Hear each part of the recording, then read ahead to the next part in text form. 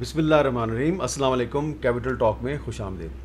वज़ीर-ए-आज़म इमरान ख़ान साहब ने आज पाकिस्तान के निज़ाम इंसाफ़ के हवाले से कुछ अहम सवालात उठाए हैं और आज जब वो निज़ाम इंसाफ़ के बारे में बात कर रहे थे तो ऐसा लगता था कि वज़ीर-ए-आज़म गुफ्तगू नहीं कर रहे, तहरीक इंसाफ़ का सरबराह गुफ्तगू कर रहा है, क्योंकि वो निज़ाम इंसाफ़ के बारे में कुछ तहफ़्फ़ुज़ात का बहुत खुल कर इजहार कर रहे थे।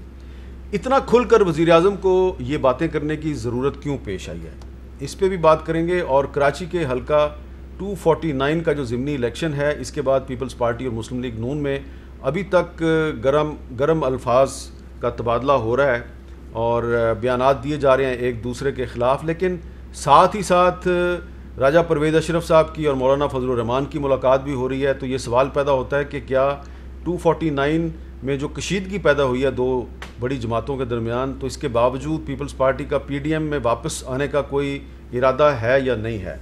हमारे साथ आज मौजूद हैं जनाब सेनेटर शिबली फराज साहब, वफाकी वज़ीर बराए साइंस और टेक्नोलॉजी, जनाब मोहम्मद ज़ुबैर साहब मुस्लिम लीग नून के सीनियर रहनुमा, बैरिस्टर मुर्तज़ा वहाब साहब तर्जुमान सिंध हुकूमत।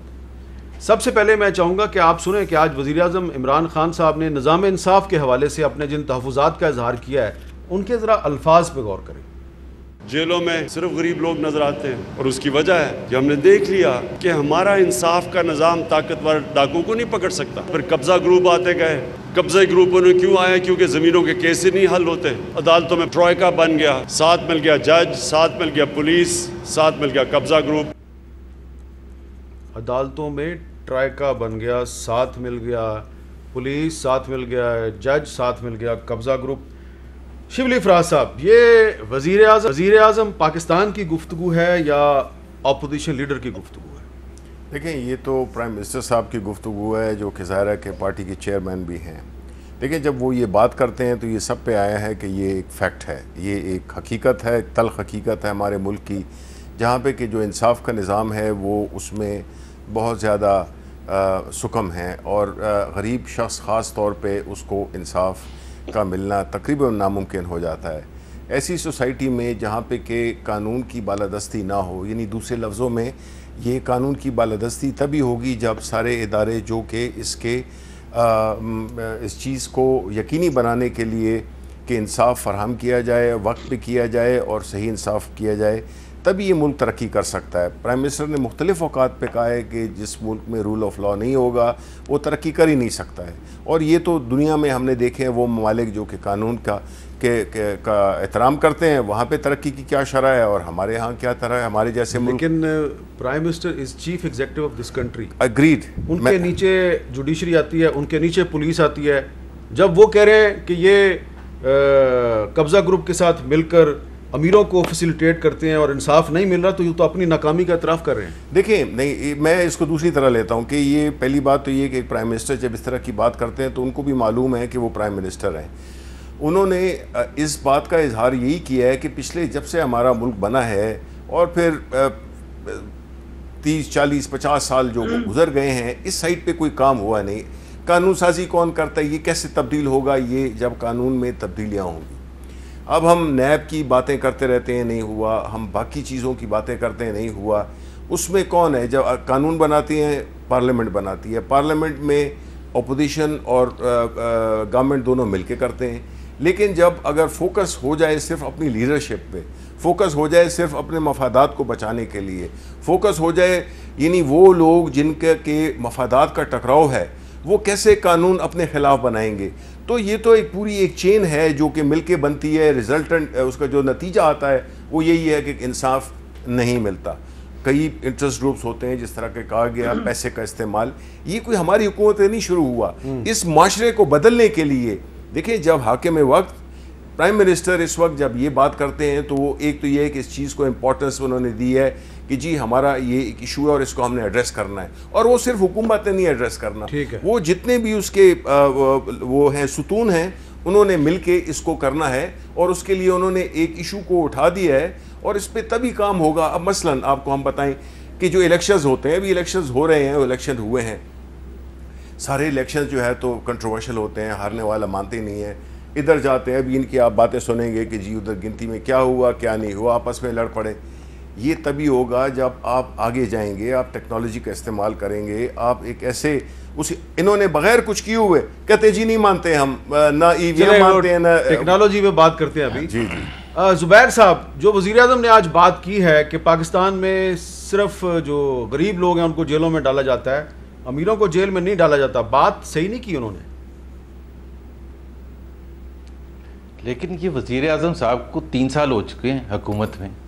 कल आपने देखा था कि फॉरेन सर्विस वालों को, एम्बेसडर्स को, पाकिस्तान के सफ़ीरों को की क्लास ले रहे थे कि ये नहीं होता, ये नहीं होता, ये काम नहीं होता। भाई आप वज़ीर आज़म 3 साल से हो गए, तो इसका मतलब है शाह महमूद कुरैशी अपना काम नहीं सही कर रहे थे, यही है ना। और उनके इंचार्ज हैं वज़ीर आज़म साहब। अगर इंसाफ के तकाजे पूरे नहीं हुए और आपको ये बताना चाहिए कि मैं एज प्राइम मिनिस्टर 3 साल के बाद अभी भी सेटिस्फाइड नहीं हूँ और हमने ये पेशरफ्त की है, इस तरफ हम चले हैं, यहाँ तक हम पहुँच चुके हैं, अभी भी हमारे लिए आगे जाना है। उनको ये बताने की ज़रूरत है कि अगर इंसाफ के तकाजे पुलिस पूरे नहीं कर रही तो उसका कौन रिस्पॉन्सिबल है और आपने 3 साल में क्या किया। ये बड़ा फंडामेंटल चीज़ है, क्योंकि ये तो 5 साल के बाद भी खड़े होकर यही बातें कर रहे होंगे। ये तो कोई ऐसी चीज़, कोई ऐसा स्टेक होल्डर नहीं है, चाहे वो जुडिशरी हो, चाहे वो पुलिस हो, चाहे वो ब्यूरोक्रेसी हो, चाहे वो फॉरेन एम्बेसडर्स हो, हर एक की क्लास लेते हैं और कहते हैं कि जी ये काम कोई नहीं कर रहा। तो इसका मतलब ये तो नहीं है कि इनको खुद काम नहीं आता, इनको खुद काम नहीं करवाना आता, क्योंकि 3 साल के बाद आपको ये बताना चाहिए, अपनी बैलेंस शीट देनी चाहिए कि क्या हमने कहाँ से सफ़र शुरू किया था, हम कहाँ तक पहुँच चुके हैं, एक अपना ट्रेंड बताना चाहिए कि पॉजिटिव एक्शंस आपने क्या क्या किए। There is nothing. रोज़ खड़े होते हैं और एक किसी स्टेक होल्डर की क्लास ले रहे होते हैं, ये नहीं हुआ, ये नहीं हुआ, ये नहीं हुआ। भाई आप फिर आपको इलेक्ट किस लिए किया था? अगर आपके हाथ पांव बंधे हुए हैं, चीनी की प्राइसेस नहीं कंट्रोल होती, आटे की प्राइसेस नहीं कंट्रोल होती, वो LNG हमारे से इंपोर्ट नहीं होता टाइम पर, और गंदम में हमारा इसलिए महंगा हो गया कि हमने इंपोर्ट टाइम पर नहीं किया था, वो फलाने मिनिस्ट्री का कसूर था। तो फिर हम किसके पास जाएं? यूनाइटेड स्टेट्स के प्रेसिडेंट के पास जाएं, यूनाइटेड नेशंस के पास जाएं इंसाफ के तकाजे लेने के लिए। जो जेलों में लोग बैठे हुए हैं वो फिर किसकी तरफ देखें? अगर वजीर आजम ने भी हाथ उठा दिए हैं तो मुर्जा वहाब साहब, आप तो खुद एक माहिर कानून है, बैरिस्टर हैं आप। जब हमारा वज़ीर आज़म ये कहता है कि हमारा निज़ाम इंसाफ ताकतवर डाकू को नहीं पकड़ सकता, तो इसका मतलब है कि वो एक हकीकत को सामने ला रहे हैं और वो जुडिशरी और पुलिस को ये कह रहे हैं कि भाई ताकतवर लोगों पे भी हाथ डालो। तो बात तो सही की है उन्होंने। मीर साहब, मैं वज़ीर आज़म से लाख मेरे इख्तलाफात हों, लेकिन मैं इस बात पर उनसे इत्तफाक करता हूँ कि बिल्कुल हमारा जो निज़ाम इंसाफ है, निज़ाम अदल है, उसके अंदर बहुत सारे सुकून हैं जिसकी वजह से एक आम आदमी को इंसाफ नहीं मिल पाता, और हज़ारों की तादाद में, लाखों की तादाद में आज भी केसेस ज़ेर इल्तिवा हैं हमारी अदालतों में।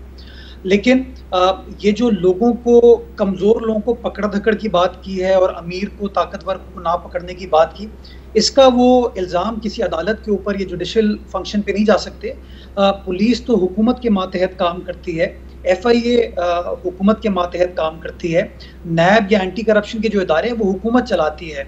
तो ये जो वज़ीर आज़म कहते हैं कि कमज़ोर को पकड़ा जाता है, ताकतवर को छोड़ दिया जाता है, इसके ऊपर मैं समझता हूँ वज़ीर आज़म को खुद अपनी परफॉर्मेंस को देखने की ज़रूरत है कि पिछले 3 सालों में किस तरीके से कमज़ोर लोगों के साथ नाइंसाफ़ी की गई है उनके इदारों की जानिब से, और ताकतवर लोगों को फैसिलिटेट किया गया है। लेकिन जहाँ तक निज़ाम इंसाफ की बात है, मैं समझता हूँ ये हकीकत है, ये एक फैक्ट है कि पाकिस्तान में, रियासत पाकिस्तान में हर अदालत में हज़ारों की तादाद में केसेस पेंडिंग है और इल्तवा का शिकार हैं। उसको कहीं ना कहीं, किसी न किसी तरीके से हमें रिफॉर्म करने की ज़रूरत है, और अदालत के मामलात में चूंकि हुकूमत अब इन्वॉल्व हो नहीं सकती उस तरीके से, तो ये एक अनफॉर्चुनेट सी एक प्रॉब्लम हो गई है। बट मैं समझता हूँ कि पॉलिटिकल लीडर्स को, लेजिस्लेचर को, एग्जीक्यूटिव को, जुडिशरी के साथ बैठना चाहिए ताकि कोई वाया मीडिया तलाश किया जा सके और हम कोई ऐसा रास्ता निकाल सकें जिसके तरीके से हम ये जो सैकड़ों की तादाद में, हज़ारों की तादाद में जो केसेस इल्तवा का शिकार होते हैं वो इल्तवा ना हो, और लोगों को फौरी तौर पर ना सिर्फ इंसाफ मिले बल्कि इंसाफ होता हुआ नजर भी आए। अच्छा, आपने कहा कि रिफॉर्म्स की ज़रूरत है, तो रिफॉर्म्स का मतलब है कि लेजिस्लेशन की ज़रूरत है, नई कानून साजी की ज़रूरत है। तो नई कानून साजी की ज़रूरत है तो फिर तो पार्लियामेंट में हुकूमत और अपोजिशन को आपस में मिलकर कुछ करना पड़ेगा। हामिद मीर साहब, मैं समझता हूँ कानून साजी पहले जहन साजी की जरूरत है। अच्छा। कानून साजी एक दूसरा स्टेप है। पहला आप हम जहन को तो उस्तवार करें कि ये प्रॉब्लम है, कि हमें ऐसा क्यों है कि कुछ केसेस के ऊपर डेली बेसिस पर हियरिंग होती है, कुछ केसेस के ऊपर कुछ दिनों में, घंटों में, महीनों में फैसला हो जाता है, और कुछ केसेस के अंदर साल तक फैसला नहीं आता। कुछ ऐसे केसेस हमारे सामने आते हैं जिसके अंदर जो कॉन्विक्ट था वो इंतकाल कर गया, उसकी जान चली गई, उसके बाद सुप्रीम कोर्ट ने फैसला दिया कि उसको बाइज्जत बरी किया जाता है। ये तमाम हकायक मैं समझता हूँ हमने पिछले कुछ सालों में अपने सिस्टम में देखे हैं। लेकिन मैं समझता हूँ ये एक इतना क्रिटिकल टॉपिक है, या एक ऐसा टॉपिक है जहाँ कंटेम्प्ट ऑफ कोर्ट भी आ जाती है कि हुक्मरान भी डरते हैं इस मामले को से डील करते हुए। तो इसलिए मैं समझता हूँ कि पहले जहन साजी करने की ज़रूरत है। हम सबको इस बात पर इत्तफाक करने की ज़रूरत है कि हमारा जो जस्टिस सिस्टम है उसको बेहतर बनाने के लिए हम सबको अपना अपना किरदार अदा करना है। और जब जहन साजी हो जाए तो मैं समझता हूँ कानून साजी और आसानी से हो सकती है। अच्छा। लेकिन जब तक जहन साजी नहीं होगी तब तक मैं समझता हूँ इस मामले के ऊपर कानून साजी करना बहुत मुश्किल होगा। जी शिबली फराज साहब, जहन साजी पहले करें फिर कानून साजी करें, आप इत्तेफाक करते हैं? मैं बिल्कुल मुर्तज़ा से इत्तेफाक करता हूँ, और प्राइम मिनिस्टर भी यही बात कर रहे थे। जब एक प्राइम मिनिस्टर एक इशू को हाईलाइट करता है, प्राइम मिनिस्टर की बात बड़ी अहम होती है। जब वो किसी इशू को हाईलाइट करते हैं तो वो एक बड़ी स्ट्रॉन्ग मैसेजिंग है कि प्राइम मिनिस्टर एक इशू को, उसमें वो ये कह रहे हैं कि बुनियादी तौर पे इंसाफ नहीं मिलता गरीब लोगों को और ताकतवरों को, वो हो जाता है। आप मुझे ये बताएं, ज़ुबैर साहब लंबी एक उन्होंने तकरीर की, आप मुझे बताएं एक जिस पार्टी का लीडर कानून से फरार किया हुआ हो, भागा हुआ हो, जिसको कि कोर्ट ही ने वो किया हो, वो कैसे इसको जिक्र कर सकते हैं कि जी कानून की बालादस्ती, कानून अमीर के लिए एक है और गरीब के लिए दूसरा है। दूसरी बात ये कि इसमें बुनियादी क्या किया इन्होंने कि जब अपनी हुकूमतों में थे इन्होंने पुलिस अपनी मर्जी की, इन्होंने हर इदारे में FIA जिसका के जिक्र कर रहे थे मुर्तज़ा, जितनी भी इदारे हैं, नैब हो गई, सब कुछ हो गया, इसमें अपने बंदे लगाए बिकॉज ये प्रोटेक्शन देते थे। ये तो उस निज़ाम को प्रोटेक्ट कर रहे थे जिसकी कि प्राइम मिनिस्टर निशानदेही कर रहे हैं। ये तो नहीं है कि आप एक ऐसे इस्टेब्लिश सिस्टम जो कि पिछले ख़ास तौर पे 40-50 साल से आया हुआ है उसमें इंस्टीट्यूशंस गिर गई ना, तबाह वीक हो गई, पुलिस वीक हो गई, जुडिशरी में इश्यूज आ गए, और जितनी भी इदारे हैं पूरे के पूरे इदारे, चाहे वो आप स्पोर्ट्स से लेकर ना, हॉकी से लेकर और नीचे तक की सारे, ये 3 साल में नहीं हुए हैं। ये एक वो गिरावट है जो कि मुस्तकिल उस वक्त के हुक्मरानों ने, उनकी जो तरजीहात थी वो मुख्तलिफ थी। उनकी तरजीहात कारोबार था, शायद पैसा बनाना था, अपने लोगों को फिट करना था।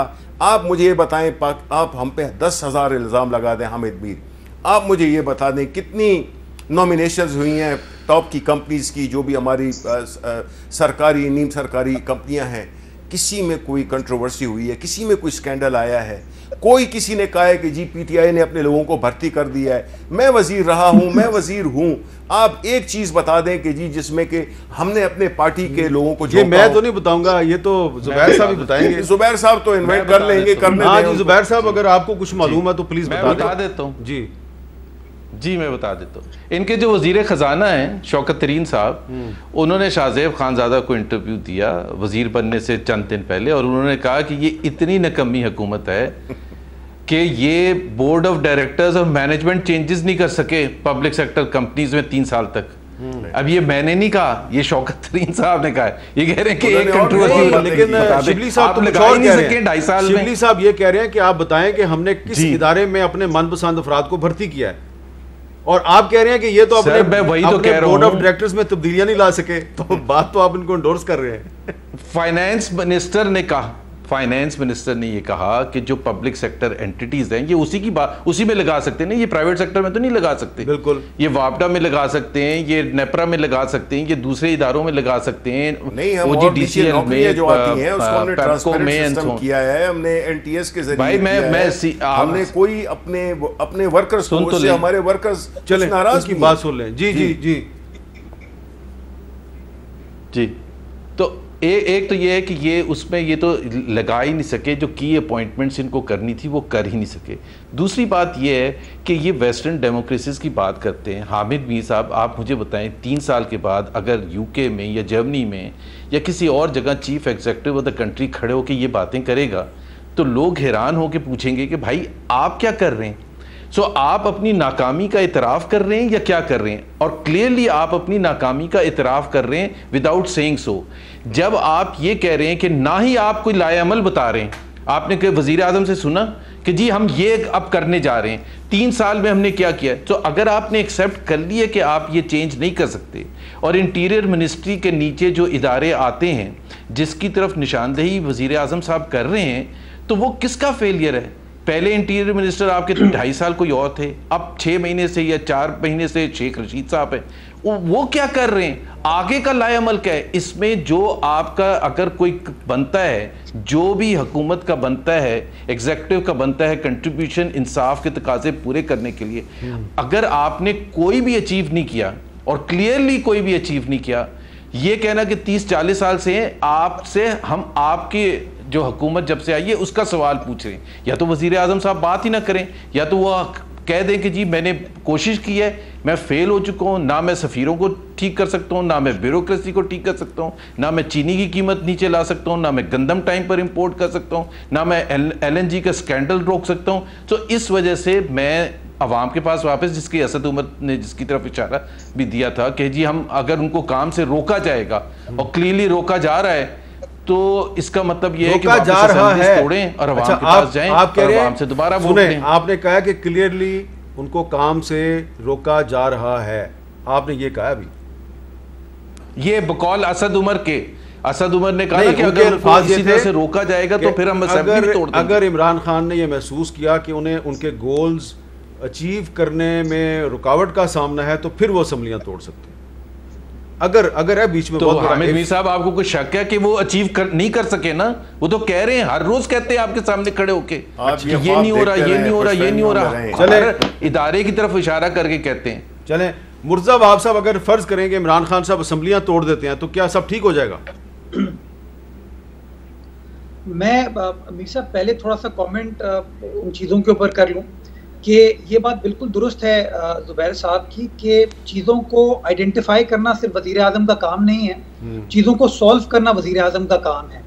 और अगर वज़ीर आज़म के दौरे इक़्तिदार में उनकी लॉ इन्फोर्समेंट एजेंसीज लोगों को जुर्म साबित किए बगैर, अदालती फैसले के बगैर अरेस्ट करती हैं, या नैब का इदारा हो, FIA का इदारा हो, लोगों को हिरासत में लेता है, जिसके अंदर सियासतदान भी हैं, ब्यूरोक्रेट्स भी हैं, बिजनेसमैन भी हैं और एक आम आदमी भी है, तो मैं समझता हूँ एक बहुत बड़ा सवालिया निशान है ये इमरान खान साहब की गवर्नेंस का। और इमरान खान साहब को ये सवाल नहीं पूछना चाहिए, मैं समझता हूँ उनको आज फैसला कर लेना चाहिए कि कैसे इस मामले को मैं रिजॉल्व करने का प्रोसेस स्टार्ट करूंगा, मैं कैसे रिफॉर्म लेकर आऊंगा। चूंकि हुक्मरान जो है वो तनकीद नहीं करता है। आपने अपने इंट्रो में बिल्कुल सही फरमाया कि इमरान खान साहब ऐसे बात कर रहे थे जैसे वो वजीर आजम पाकिस्तान ना हो, वो चेयरमैन पाकिस्तान तहरीक इंसाफ हो। तो जरा खान साहब को जहन साजी अपनी भी करनी चाहिए कि वो आज बरसर इख्तिदार हैं, जितनी भी प्रॉब्लम्स को वो आइडेंटिफाई कर रहे हैं उसका हल जो है वो निकालना इमरान खान साहब की अव्वलीन तरजीह होनी चाहिए। और अनफॉर्चुनेटली इमरान खान साहब अभी तक अपनी तरजीहात में इन चीज़ों को नहीं शामिल कर पाए। आज भी वो ये कहते हैं कि मैं उसको उठा लूंगा, उसको रुला दूंगा, उससे वो फैसिलिटी ले लूंगा, उसको उस हिरासत में ले लूंगा। मैं समझता हूँ इस माइंडसेट से खान साहब को बाहर निकलना पड़ेगा। उनको इस बात से अग्री करना पड़ेगा कि अगर रिफॉर्म्स करने हैं तो रिफॉर्म्स करने के लिए आपको पार्लियामान में सियासी जमातों के साथ बैठना पड़ेगा। आपको अगर रिफॉर्म्स देखिए मुर्तज़ा साहब, वज़ीर आज़म इमरान खान ने हाल ही में अपोजिशन जमातों को इलेक्टोरल रिफॉर्म्स पर मुज़ाकरात की पेशकश की है, लेकिन आपकी पार्टी ने और मुस्लिम लीग नून ने कहा है कि हम पार्लियामेंट में आपसे मुज़ाकरात नहीं करेंगे, हमने इलेक्टोरल रिफॉर्म्स पर अगर बात करनी है तो इलेक्शन कमीशन से करेंगे। हामिद मीर साहब, ये कैसा एक अजीब हुकूमत है कि एक तरफ वो कहती है कि हम आपके साथ बात करते हैं, फिर वो ऑर्डिनेंस भी निकाल देते हैं। ये कैसे कॉन्ट्रडिक्शन है? ये कैसे हो सकता है कि आप एक तरफ ऑपोजिशन जमातों को कहते हैं कि हम आपके साथ बात करने को तैयार हैं और उसके बाद आप ऑर्डिनेंस निकाल देते हैं?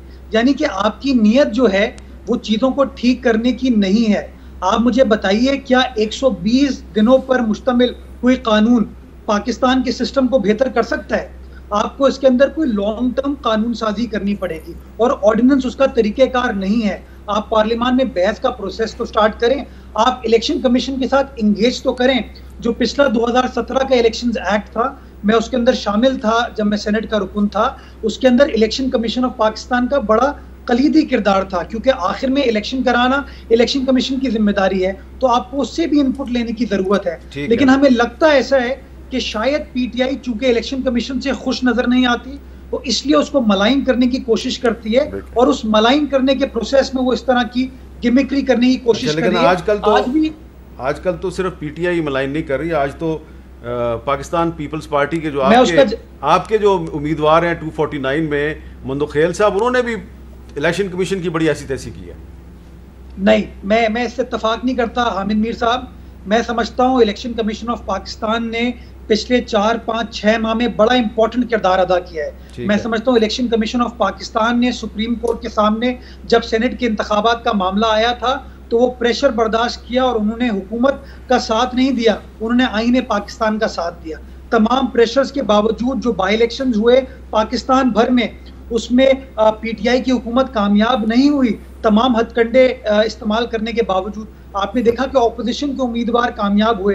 तो ये शो करता है कि इलेक्शन कमिशन कहीं ना कहीं खुद मुख्तार इंडिपेंडेंट तौर पर काम कर रही है। आपकी राय से उनकी तारीफ करना चाहूंगा। आप बिल्कुल तारीफ कर रहे हैं, मैं बिल्कुल आपकी राय से इत्तेफाक करता हूं, लेकिन न सिर्फ ये कि आपकी पार्टी के उम्मीदवार ने तनकीद की है, बल्कि मिफ्ता इस्माइल साहब जिनका ताल्लुक मुस्लिम लीग नून से है, उन्होंने भी 249 इस्माइल तो इस वक्त परमानेंट क्रिटिसिज्म मोड में है। हाँ, वो इलेक्शन अब देखिए ना, तो वो क्रिटिसाइज करें। 75 डस्का में मुस्लिम लीग नून ने मुतालबा किया था कि रीपोल करवाया जाए, इलेक्शन कमीशन ने करवा दिया, लेकिन अब 249 का जो रिजल्ट है उस पर पीपल्स पार्टी भी तनकीद कर रही है, नून लीग भी तनकीद कर रही है।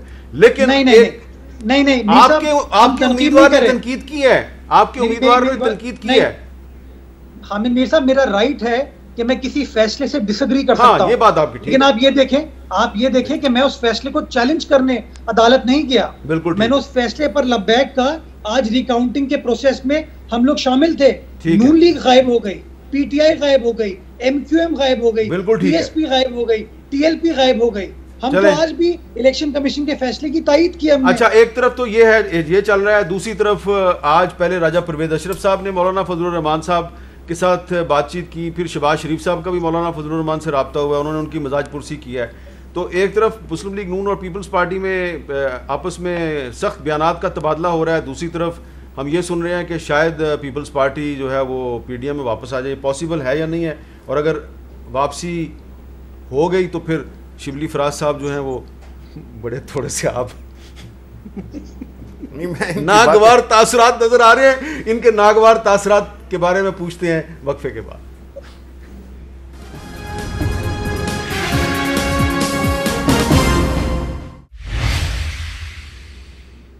कैपिटल टॉक में दोबारा खुशामदीद। शिबली फराज साहब, एक तरफ पीपल्स पार्टी और मुस्लिम लीग नून के कुछ रहनुमा एक दूसरे के खिलाफ बयानबाजी करें, लेकिन दूसरी तरफ आज बिलावल भुट्टो जरदारी साहब ने शहबाज शरीफ साहब को खुशाब का जो ज़िमनी इलेक्शन है उसमें कामयाबी पर मुबारकबाद दी है, और फिर परवेज़ अशरफ साहब की मौलाना फजलुर रहमान से मुलाकात हुई है।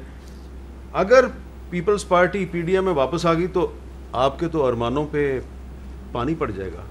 देखिए, इससे पहले कि मैं आपको इस बात का जवाब दूँ, बड़े मुख्तसर उसमें मैं जो आपके ब्रेक से पहले की बात हो रही थी, मैं ये कहूँगा कि देखें, बड़ा दुख होता है जब दो पार्टी के तर्जुमान एक ऐसे इसका जिक्र कर रहे हों जिसमें कि उनकी बहुत बड़ी शन है, यानी इंसाफ की नाफराहमी, इदारों का डिसफंक्शनल हो जाना।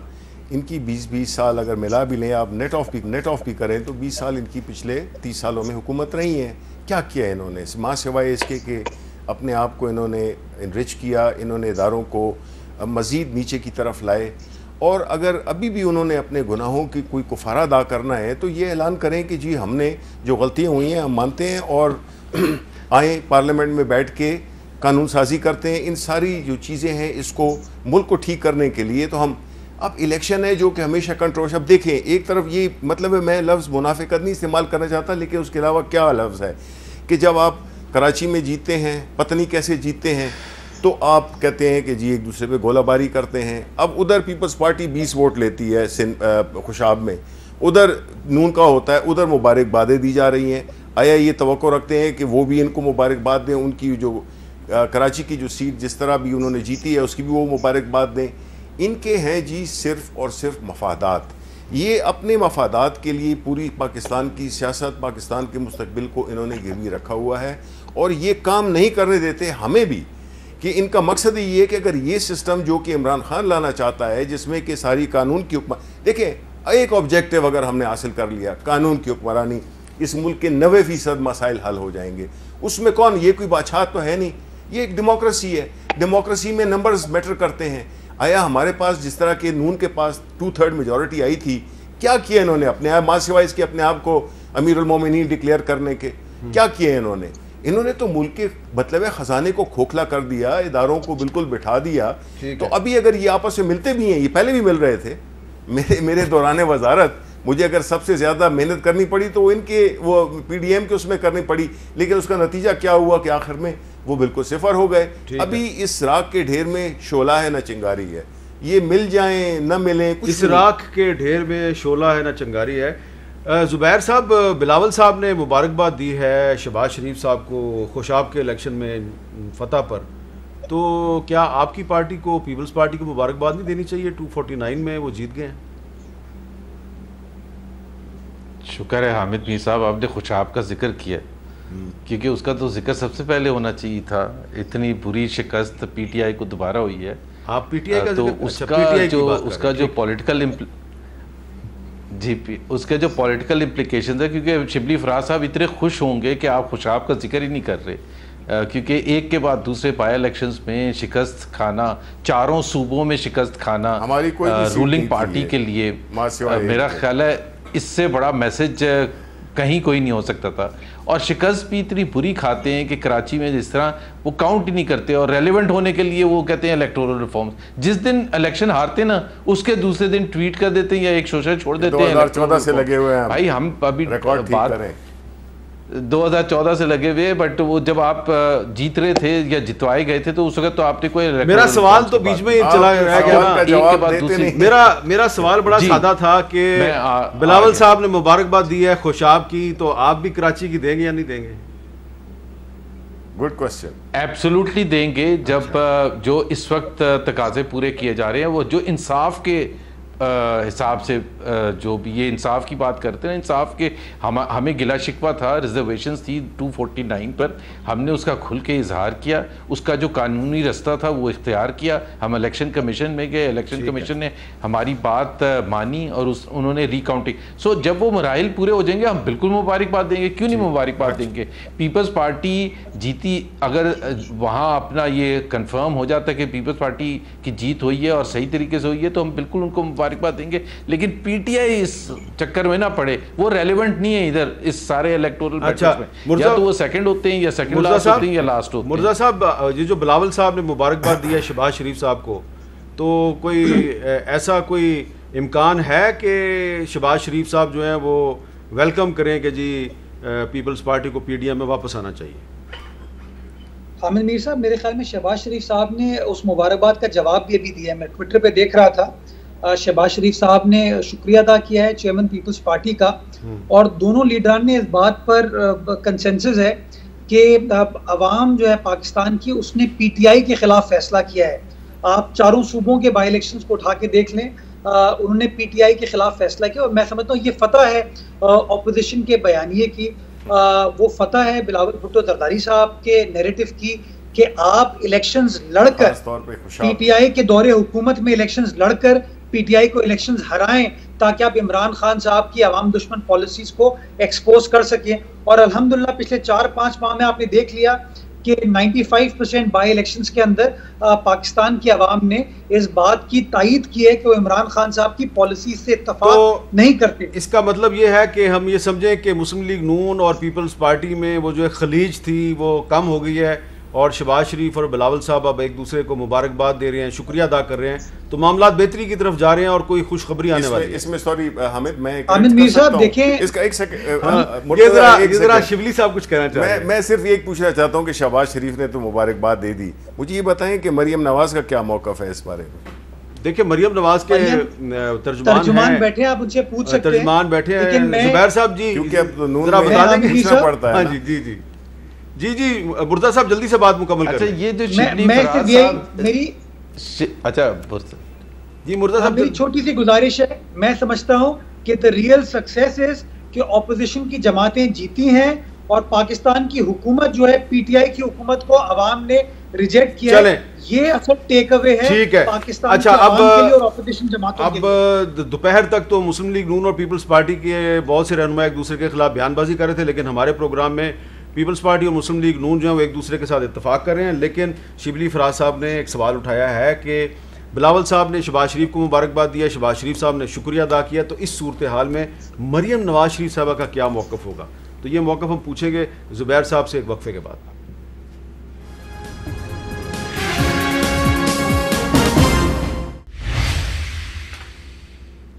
कैपिटल टॉक में खुशामदीद। जैसा कि आपको पहले बताया था कि बिलावल साहब ने आज सुबह एक ट्वीट के ज़रिए खुशाब में जो मुस्लिम लीग नून की फ़तह है उस पर शहबाज शरीफ साहब को मुबारकबाद दी, और आज शाम को शहबाज शरीफ साहब ने ट्वीट के ज़रिए कहा है, thank you Bilawal, there is no doubt that the by election results represent an overwhelming rejection of the anti people policies pursued by the PTI government. तो ज़ुबैर साहब, इस पर शिबली फराज साहब ने आपसे ये सवाल किया है कि क्या शहबाज शरीफ साहब जो कह रहे हैं मरियम नवाज शरीफ साहब की भी यही पॉलिसी है? एक तो शिबली फराज साहब को मेरा ख्याल है ये छोटी बातों में खुशी महसूस करने में पता नहीं क्यों मज़ा आता है। बात यह है कि खुशाब का और कराची का बिल्कुल दो डिफरेंट सूरत हाल है। खुशाब में हम ओवरवेलमिंगली जीते हैं और उस पर किसी को कोई कंसर्न नहीं है। कराची में एक इलेक्शन हुआ है जिसमें मार्जिन ही इतना कम था कि कंट्रोवर्सी तो पैदा होनी थी। बहरहाल अगर बिलावल साहब ने शहबाज साहब को मुबारकबाद दी थी, तो अगर बिलावल साहब मरियम को देते मुबारकबाद खुशाब की, तो फिर सवाल बनता था कि मरियम ने जवाब दिया या नहीं दिया। अगर वो देते तो मेरा ख्याल है 100% मरियम ज़रूर जवाब देती। Maryam is a leader in her own sense, और शहबाज शरीफ साहब प्रेसिडेंट है। जब वो कोई भी चीज़ एक्सप्रेस कर रहे तो वो पूरी पार्टी का ओपिनियन एक्सप्रेस कर रहे हैं, इंक्लूडिंग शहबाज शरीफ साहब पूरी पार्टी को रिप्रेजेंट कर रहे हैं। लेकिन ये बताएं कि इन्होंने ये कहा अगर वो बिल्कुल ज़ाहिर है मरियम नवाज को मुबारकबाद देते तो वो भी उनका जवाब देती, तो मतलब है कि बिलावल ने मरियम को नहीं दिया ना जवाब। नहीं, बिलावल ने तो CM शहबाज यानी कि शहबाज साहब को मुबारकबाद दी है ना। जी, तो शहबाज साहब ने उसको नहीं, हामिद साहब नहीं जी, उन्होंने PMLN के सदर को मुबारकबाद पेश की। हाँ बिल्कुल, वो ये लिखा है, प्रेसिडेंट मुस्लिम लीग नून, ये यही सदर को। तो बात तो मेरा ख्याल है फिर वो क्लियर हो गई। नहीं, क्लियर नहीं हुई है, मतलब मैं पूछ रहा था ना कि तर्जुमान आपको लग नहीं रहा कि शहबाज शरीफ, आप देखें परेशान ना हो, आप परेशान ना हो। मुख्तलिफ ग्रुप्स हैं। एक हो गया है जब से सबसे ज्यादा जो इनको वो हुई वो कि शहबाज शरीफ ये बात करके आप मुस्लिम लीग नून और पीपल्स पार्टी को मजीद करीब कर रहे हैं। नहीं नहीं नहीं नहीं, इनका क्या मतलब है कि इनके 20 वोट भी उनके अकाउंट में डाल दें तो क्या बन जाएगा। अच्छा, जो खुशाब में लिए हैं तो वो भी डाल दें तो क्या फर्क पड़ेगा। बहुत बहुत शुक्रिया जनाब शिबली फराज साहब, जनाब साहब और मोहम्मद ज़ुबैर साहब। तो आज की जो डिस्कशन है और आज की जो डेवलपमेंट्स हैं, इनसे लग रहा है कि बिलावल साहब ने शहबाज शरीफ साहब को मुबारकबाद दी है और शहबाज शरीफ साहब ने उनका शुक्रिया अदा कर दिया है। तो शहबाज शरीफ साहब की जो एक्टिविटीज़ थी आज इस्लामाबाद में, उनसे भी यही पता चल रहा है कि वो चाह रहे हैं कि पीपल्स पार्टी PDM में वापस आ जाए। अब फैसला करना है PDM के सरबराही इजलास ने, फैसला क्या होता है ये थोड़े दिन में पता चल जाएगा। मोस्ट प्रोबेबली ईद के बाद पता चलेगा, तो ईद के बाद पता चल ही जाएगा। इजाज़त दीजिए, अल्लाह हाफ़िज़।